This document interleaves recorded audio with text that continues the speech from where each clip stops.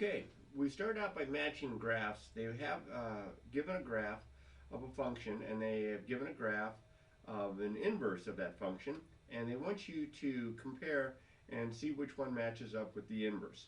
So what I have here are the four original graphs drawn for problems 1 through 4, and I've also added an extra green line, which is the line y equals x. And the reason that I'm doing that is because if you remember a little bit about the inverse of a function, the x's and the y's are interchanged.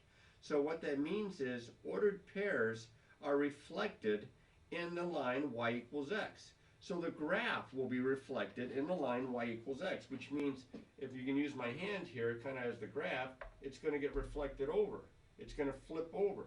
So what I'm going to show you here is a way to get an idea of what the graph looks like by looking to see how you can reflect the line that's in gray here over the line that's in green here. Now any point that is on the green line stays on the green line. So that point's going to be part of the inverse. And as I can see here, as my graph goes up and to the right, see how it goes away from the green line? I'm going to try to do that same effect here. Now I'm not going to be able to do it perfect, but I'm going to try to do that same effect here. See how this appears to be a reflection of this right over the line. And then down here the same way. This part is kind of going down and to the left. It's above the green line. Now it's going to be reflected, best I can anyway, so that you can see that it's been reflected over the green line here. And what is this? Which one does this one match up with? Well, this matches up with answer C. All right. Now, problem 2, they kind of try to sneak one past the goalie here on you. It's still the same exact idea. It's just that they gave you a line that goes through 0, 6, and 6, 0. So it has slope -1. And the line of the equation of the line y equals x, that's slope +1. And so -1 and +1, those are opposite reciprocals. This line actually is perpendicular to the green line. It kind of looks that way in my oh, you can't see that. It kind of looks that way in my drawing as well. It looks like it's perpendicular. Well, when you reflect something that's perpendicular over, you're just going to get the same exact line. It's going to be the same exact line reflected over. So which one does this one match up with? This one matches up with answer B. So you have to be careful there. It already was symmetric to the line y equals x. Now the one, problem 3, they give you finally a curve. And again, I'm going to do the same effect here. I'm going to try to draw this so that it's a reflection in this green line, y equals x. So like here I have 0, 1, so I'm going to have 1, 0. And you see this point is right smack dab on the green line. Remember how I said that would always be part of the graph of the inverse. So this part here, this little bitty curve here is going to get reflected over. So it's going to look maybe something like this. And then this is going to continue kind of going up and to the right here. So I'm going to have to just try to continue this. Also going up and to the right here. Well, actually, yeah, up and to the right, but just much more up. And that one matches up with answer A. Well, you probably already know this one better be answer D, but let's go ahead and make sure, just in case we made a silly mistake on one of the others. You've got this graph. This is actually, I think, the cubic function, y equals x to the third. And there's my line, y equals x. Now, you don't have to use a colored pencil. You don't even have to use a straight edge, although it probably would help. But I would just faintly put a dotted line in if I was graphing one of these, just so that I could see what I'm reflecting it over. And remember, it's kind of like a diagonal. It goes through the first and the third quadrants, all right, at like a 45-degree angle here. So this part here, I'm going to try it. Now, again, we have, it looks like 3 points here. That would all be part of it. You see this little part below? That's going to be this little part like this. And this little part above here is going to be like this little part here. And then it gets a little bit more interesting. This part's kind of going upward, and to the right, this is going to kind of go something like that. See how this reflects over the line? And then this part down below is going to reflect above, and it's going to probably look something like this. And that definitely does match up with answer D. Now, remember that when you have two functions that are inverse functions of one another, their graphs are related by being a reflection in the line y equals x. The graph of f is a reflection of the graph of f inverse in the line y equals f.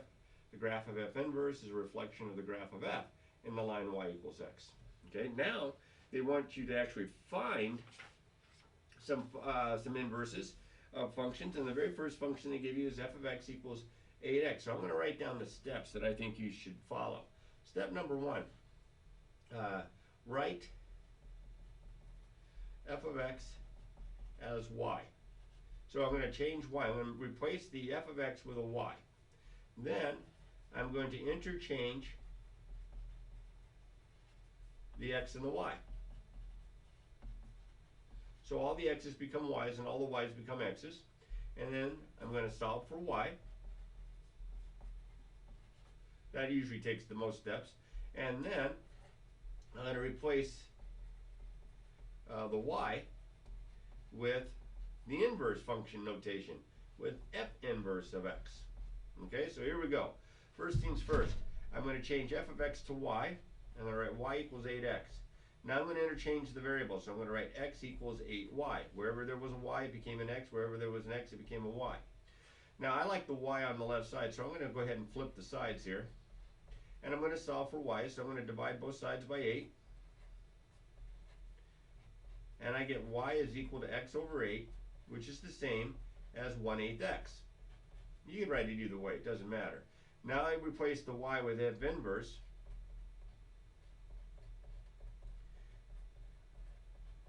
And there's my inverse function. That was easy. Now to show that they're inverses, you have to compose f inverse and f in both directions. You have to take f circle f inverse and f inverse circle f. So f circle f inverse of x means f of f inverse of x, which means f of, now f inverse is 1/8 x, so I'm going to replace the x, or the f inverse of x, with what it's equal to, 1/8 x. See, I replace this with this. Now I'm going to plug this into my rule for my function f, which means it goes right in there for the x. So it's 8 times x, so it'll be 8 times that. So that'll be 8 times 1/8 x. And of course 8 times 1/8, those are reciprocals, that's just 1. 1x is x. And you see that you showed that the composition in this direction is x, the identity. So that's good. Now we have to, unfortunately, we have to do it the other way as well, because sometimes it works one way, but it doesn't work the other way. So f inverse circle f, which would be f inverse of f of x, which would be f inverse of f of x is 8x. So I replace that with 8x. I replace the f of x with 8x. And now I'm going to plug this into the rule for f inverse, so it goes right in there, 1/8 times that. So I'm going to have 1/8 times 8x. Same thing. These are reciprocals. Multiply them together, you get 1. 1x is just x. And I have shown that to be true. Now I know that's a little bit of writing, but that's what they're asking for there. And you might as well practice it when they're easier, because when they get tougher, it's a little bit more of a pain. All right, next one up. Problem number 6 is f of x is equal to 1/5 x. Now I'm going to do this the same exact way. I'm going to change the f of x with y. Then I'm going to switch the variables. I'm going to make the x's y's and the y's x's. And in this case, I'm going to go ahead and flip-flop the sides. And I'm going to multiply both sides by 5 to get rid of the 1/5, because I'm solving for y. Solving for y here. So multiply both sides by 5. And I get y equals 5x, which means now I change the y with f inverse, and I have f inverse of x is equal to 5x, and that's my inverse function. And then they want you to go through the steps, kind of like I just did in the last example, and show that when you compose these in both directions, that you get the identity, that you get x. So I'm going to take f of f inverse of x first, so that's f of 5x, and I'm going to plug 5x into the rule for f, so that's 1/5 times 5x, and of course 1/5 times 5, those are reciprocals, that's just 1x or x, and I got the first guy. Then I'm going to do f inverse of f of x, so that's f inverse of, now f of x was 1/5 x, So I replace the f of x with what it's equal to, 1/5 x. And then I take f inverse of that, which means I plug all this into the rule for f inverse, so I'm going to plug it right in there for the x. So 5 times that, 5 times the x, 5 times that. So it'd be 5 times 1/5 x, and of course 5 times 1/5, those are reciprocals. You get a product of 1, so I have 1x or just x. And I've shown that to be true. Okay? And another one. In fact, I think you have a bunch of these, if I'm not mistaken. It's good practice, but it's still a pain. Let me move this up a little bit. F of x is equal to x plus 10. All right, so first things first, let's find the inverse. So I replace the f of x with y. Then I interchange the variables. I make the y's x's and the x's y's. These are the steps. Practice these steps so that you don't forget them. Then I'm just gonna go ahead and flip-flop the sides here. And then I'm gonna solve for y. I'm gonna subtract 10 from both sides. And I get y is equal to x minus 10. And I've solved for y, so that's my inverse. So I'm gonna write f inverse of x is equal to x minus 10. There's my inverse function. So let's compose them and see if we don't get the identity both times. There. So I have f of f inverse of x, which would be f of, now f inverse of x is x minus 10. Now I'm going to plug x, that's what this is, x minus 10 right here. Now I'm going to plug x minus 10 into the rule for f, in for x. I'm going to plug all of this right in there for the x. So that would be all of this in for x, that would be x minus 10 plus 10. Now I put the parentheses around it to kind of emphasize that all of this went in for the x, but I really don't need those parentheses because it's not being multiplied by anything other than 1, so I could just kind of drop the parentheses. I'd have x minus 10 plus 10. I just get x. F inverse of f of x, the other way around, is f inverse of, now f of x is x plus 10, and I'm going to plug all of this into the rule for f inverse of x. All of this goes in for the x, so I'll put parentheses around it to kind of emphasize that all goes in, then minus 10, and the same thing, I can just drop those parentheses, and a plus 10 and a minus 10, that's just x.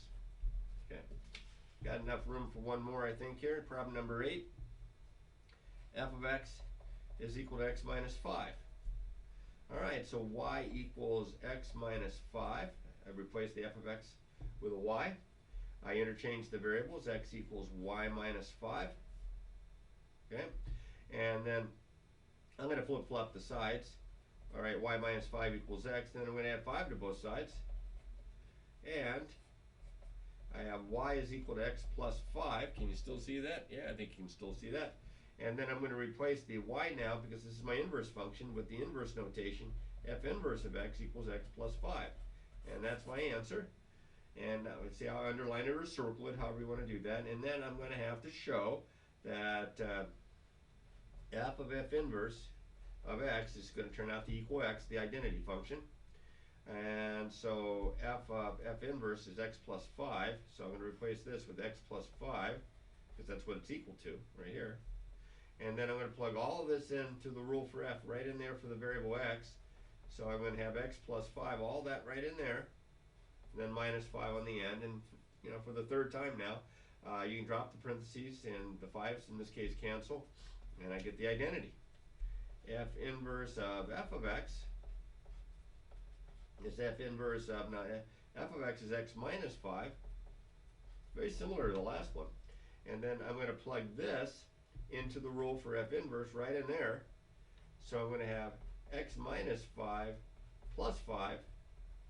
And again, I put the parentheses just to show you that the whole thing went in for x. You don't have to put the parentheses there, because it's not being multiplied by anything. Now, I think there's an example where it is, but not this one. And then the 5's cancel, and I just get x. Okay? Now, I made the mistake of forgetting to get more lined paper. So now I'm going to have to use some blank paper here. And we'll do the next one. This is problem number 9. Problem number 9 says f of x is equal to 2x plus 1. Now remember the rules. Right, f of x is y, so interchange the x and the y. solve for y. Now this is going to take 2 steps to solve for y, because there's 2 things being done to the y. But at first I'm going to flip-flop the sides. I'm going to write 2y plus 1 equals x. I'm going to subtract 1 from both sides. Undo the adding subtracting step first. And then divide by 2. And I'm just going to leave this as x minus 1 all over 2. So f inverse of x is x minus 1 all over 2. Alright, now I have to compose these. It's going to take a second here. F of f inverse of x, can we still see that? Yep. Is equal to f of, now f inverse of x is this whole thing, x minus 1 over 2. And all of that goes right in there for the rule. It's all going to go in there for the x.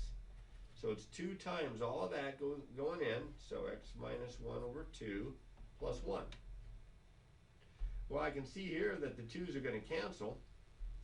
And I get x minus 1 plus 1. The 1's are going to cancel. Look at that. I get the identity. F inverse of f of x is f inverse of, now f of x is 2x plus 1. So all of this goes into the rule, and for the variable x in the rule for f inverse of all of this goes in for x. And that would be, all this in for x, that would be 2x plus 1 right there for the x, minus the 1, divided by the 2. If it helps, put parentheses around it. Now, I really don't need parentheses, and I can see the 1's are going to cancel, so I end up with 2x all over 2, and the 2's are going to cancel, and that just leaves x. And I did it. All right. Number 10. Let's see. That's on my other sheet. There it is. F of x is equal to x minus 1 all over 4. Alright, so first things first, y equals x minus 1 over 4. Then I interchange the variables. And now I'm going to solve for y. I've got 2 steps here as well. First I flip-flop the sides, and I'm going to multiply both sides by 4. So that these 4's cancel, and I get y minus 1 equals 4x. Then I'm going to add 1 to both sides. And I get y equals 4x plus 1. So I'm going to replace y with f inverse of x. And there's my inverse function. Now I'm going to compose them. F of f inverse of x is f inverse of x is 4x plus 1. And all of this goes in for the variable right there in the rule for f. Because I take f of all this, goes right in there. So this is 4x plus 1, all of that, that's for x, minus 1, all over 4. And you can see what happens, the 1's cancel, I get 4x over 4. The 4's cancel, and I just get x, the identity. F inverse of f of x is f inverse of, now f of x is x minus 1 over 4. And all of this goes into the inverse right in here. For f inverse of all of this goes in right there for the x. So it's 4 times it. All that plus 1. Well, this 4 here and this 4 here are going to cancel. So I'm going to get x minus 1 from the numerator plus 1. And you can see the 1's are going to cancel, and I just get x. Alright, next one up. Number 11 here. I have f of x is equal to the cube root of x. Alright, so first things first, let's replace f of x with y. Can we still see this? I hope. There, maybe better now. Y equals the cube root of x. I'm going to interchange the variables. I get x equals the cube root of y. I'm going to flip-flop the sides. I get the cube root of y is equal to x. Now, to get the y all by itself, I have to get rid of the cube root function. And the inverse of a cube root is to cube it, or raise it to the 3rd power. So we're going to take the cube root of y to the 3rd power, and then I'm going to take the other side to the 3rd power as well. When you take a cube root and you cube it, you just get the radicand, which is y. And there's my inverse. I'm going to use the notation. F inverse of x is equal to x to the 3rd. Okay. Now, let's compose them. F of f inverse of x would be f of, now f inverse of x is x cubed. And all of this goes in for the variable x right there in the rule for f, so that I'm going to take the cube root of x cubed. Well, you can see here again, you're taking the cube root of something that's being cubed.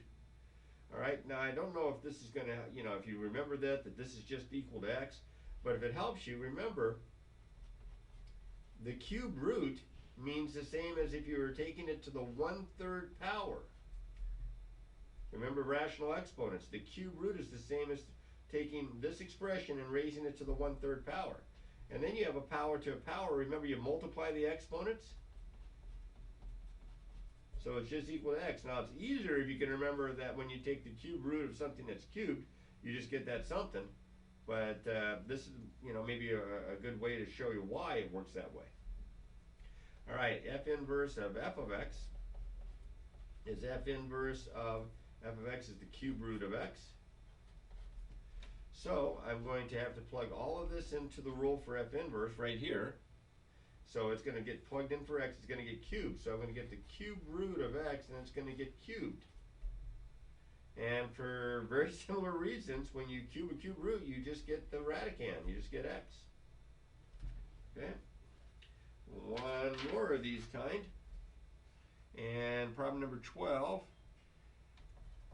f of x is equal to x to the fifth. Very similar problem to the one I just did, except that instead of starting with the root, I have started with the power. My inverse is going to end up probably being a root here. So I'm going to replace f of x with y. I'm going to interchange the variables. I'm going to flip-flop the sides. And now to get rid of the exponent of 5, it's a fifth power, I'm going to take the fifth root of both sides. The fifth root of y to the fifth is just y. Now it's kind of convenient that these are odd roots, because with even roots we'd have to pick up pluses and minuses and stuff like that, but we don't have to, because you can take an odd root of a negative number. So this is my inverse function. This is f inverse of x is the fifth root of x. Now f of f inverse of x is f of the fifth root of x, and all of that gets plugged in for the variable x there in the rule for f, because I'm taking f of this, so it goes all in here for the x. So I'd have the fifth root of x, and that's going to be raised to the fifth power.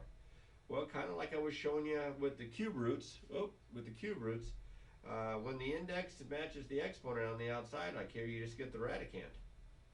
You can go through that, write this as, if you wanted to, you could write this as x to the 1/5, all that to the fifth power, power to power, that's just x to the first, and that's just x. F inverse of f of x is f inverse of, now f of x, the original was x to the fifth. That gets plugged into the rule for f inverse, so I'm going to plug all of this right in there for the x, and I get the fifth root of x to the fifth. And again, this is just equal to x. So here's your answer, and this is why it shows it works to be that way. All right, next guy up. Next guy up, problem number 17. They give you f of x is equal to x to the third, and they give you g of x is equal to the cube root of x. Now this should look really, really familiar, because I just pretty much had these two guys right here and right here. This was on problem number 11. So this work's going to be kind of similar here. They ask you to find f of g of x, which I'll bet you a quarter it's going to be x, and then they also want you to find g of f of x. So f of g of x is the cube root of x, and if you plug this into the rule for f, you're taking the cube root of x to the third power, which is just x. G of f of x, they want you to find this as well, just different notation there. Instead of having the little f inverses, they call it g. So this is g of, let's see, f of x is x to the third, so all this gets plugged into the rule for g, so this is the cube root of x to the third, which is x. Alright, then they say graph these on a graphing utility. Alright, so I have my graphing calculator here, and I already put you see the two top ones there? I have x to the third, that's your f of x, and then I have the cube root of x. Now I don't have a cube root button, or if I do, I'm not using it. But taking the cube root of something is the same as raising it to the 1/3 power. So you can see that's what I've done, x raised to the 1/3 power. And what's going to happen here, at least I hope that you can see this. Let me pick the window here. Let's see real quick.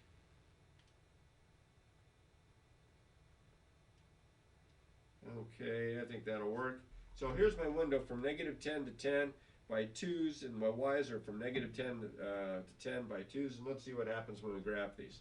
Now the first one that graphs is y equals x to the third, and here's y equals the cube root of x, and you can see that they are indeed a reflection in the line y equals x. In fact, I think, if I can find my work, I think we kind of did that one. Look right here. Look at this guy. Problem number 4. Look at the similarity there. Oh yeah. Okay. So there's problem number 17. There's the sketch. I don't know if he wants you to sketch it or just to make sure. But then he says something like compare them. So you could say G is a reflection of F in the line y equals x. Or you could say F is a reflection of G in the line y equals x. But that's how you would compare them. So you would need to show this for sure. You would need to show that part for sure. And then I don't know if he wants you to make a sketch of it or not, but you pretty much already have it in problem number 4. Okay, the next guy up is f of x, this is number 19, is equal to the square root of x minus 4, and g of x is equal to x squared plus 4. Now notice here, they make a restriction here for g of x. They say x has to be greater than or equal to 0. Now the reason that they're doing that is because when you have inverses, in this case, remember, whatever you plug in, it has to be, the x minus 4 has to be greater than or equal to 0, because when you take the square root of it, you can't take the square root of a negative. It's not real. So the square root of a number greater than or equal to 0 will be greater than or equal to 0. So the y values here, the f of x, the y values are going to be all the positive numbers. So that means my domain, because remember how the x's and the y's switch for inverses? So what was the range of f is now the domain of g, the inverse of this, and it says that x, the domain, has to be greater than or equal to 0. So see, when you graph this, you would get a parabola. It would look something, you know, kind of loosely, here's 4, it would look something like this. But what happens is when you're graphing these and you're looking at this with respect to the inverse, this part of the graph is not going to be there, because it's going to be only x is greater than or equal to 0. So first things first, let's compose them. F of g of x is equal to f of, let's see, g of x is x squared plus 4. And so that means I'm going to plug all of this in for the rule for x here. So I'm going to have the square root, all of this goes in for x. So I'm going to have x squared plus 4 minus 4. And this is going to be the square root of, the 4 is going to cancel x squared. And normally we'd have to be really careful. We'd put absolute value of x, but since we know x is positive, we don't need the absolute value. So I'm just going to write equals to x. And the other way around.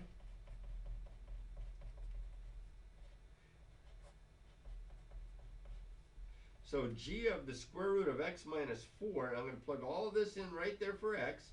So I'd have the square root of x minus 4, all that gets squared, plus 4. Well, when you square the square root, you're just going to get the x minus 4, the radicand, and the 4's are going to cancel, and see, I get x. Now, this time when I graphed it, let me go back here. See, let me, let's see, first things first here. Let me take the old graphs off. Okay, look at the bottom two. I have this, I wrote it without the square root sign, but what that means is x minus 4 is raised to the 0.5 or half power. That means you're taking the square root when you raise it to the half power. And then, of course, you can see the x squared plus 4. Those are my two graphs. Let's see what they look like. Now, remember, I can't stop my graph of the number 4 there. I can't stop that from being the whole parabola. So we're just going to have to ignore this part of the parabola there, And then you hopefully can see it. It's a reflection in the line y equals x. Here we go. Oh, we got to graph it though. There we go. I think I accidentally took it off. Let's go back. I did accidentally take it off. Oh, foolish. All right, now let's try it. There's the other one. Remember I said this part would be taken off? So if you can kind of cover that up with your thumb there a little bit, you can see a reflection in the line y equals x, these two pieces here. All right, last but not least, problem number 23. They give you f of x is equal to negative 7 halves times x minus 3, and g of x is equal to the opposite of the quantity 2x plus 6 in the numerator, 7 in the denominator. Well, kind of like what they did with problem number 19, they want you to compose these and show that you get the identity. So f of g of x, this has got a little bit of algebra, be careful, is f of all of this, including the negative, all of this goes right in there for the x. So that's going to be negative 7 halves times x, all of this,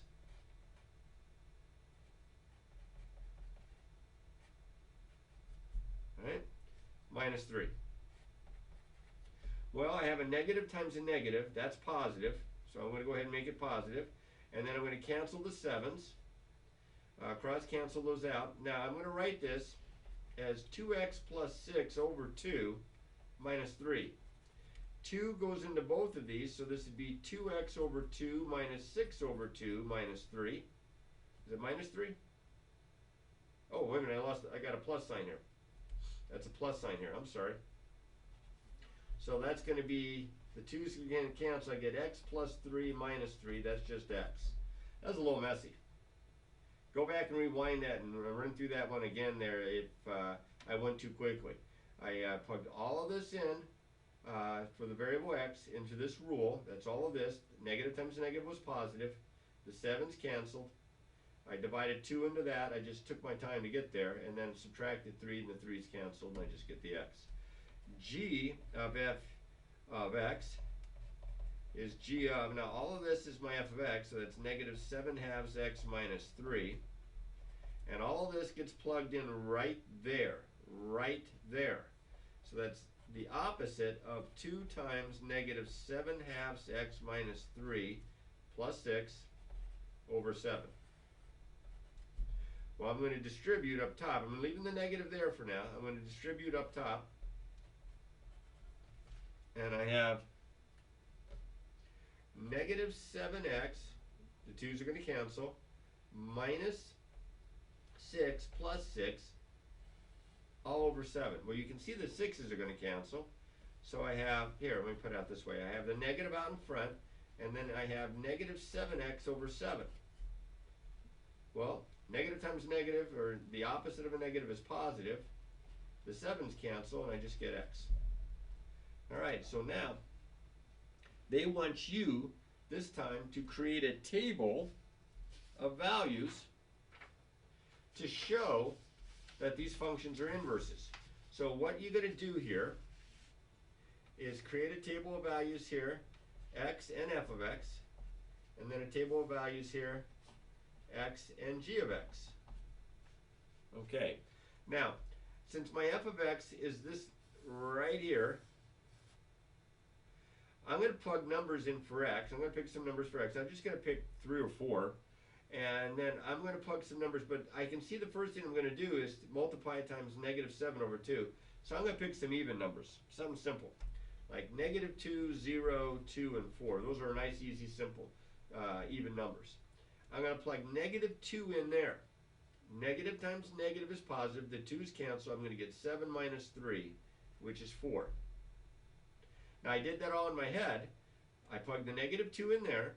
Negative times negative is positive. The 2's cancel, and I'm going to have 7 minus 3, and that's 4. Then I'm going to plug 0 in. Negative 7 halves times 0 is 0 minus 3 is negative 3. Then I'm going to plug 2 in. The 2's are going to cancel, but not the negative, so I'll have negative 7 minus 3, which is negative 10. Seems like they're getting smaller by 7 each time. Then I'm going to plug 4 in. Now, if I put a 4 in here, 2 goes in that once, goes in that twice. That's negative 14 minus 3 is negative 17.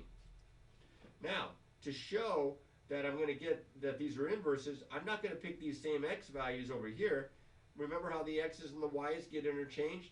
These are my y values for my first function. I'm going to make these my x values on my inverse function, on g, because I already know they're inverses. I just showed that back here, that they both, when you compose them, that they get x both times. So now, I'm going to plug these. Now here's my rule for g right here. Alright, so let's see, if I plug 4 in. 2 times 4 is 8, plus 6 is 14, divided by 7 is 2, and the negative of that is negative 2. Oh, look at that. See how they just flip-flopped? Alright, so what do you think this one should be? And what do you think this one should be? And this one should be. Now you want to make sure, let's just try one more. Let's take negative 17. 2 times negative 17 is negative 34. Plus 6 is negative 28. Negative 28 divided by 7 is negative 4, and I'm taking the opposite of that, so it's positive 4. And so you need to show tables something like this as well. This is a very good lesson. Lots of good practice. I know it's going to seem like a lot of work, but lots of good practice for you to get used to inverse functions and to practice composing functions. And that's the key, as always, to make sure that you practice, practice, practice. And of course, you can always ask me questions if you're unsure.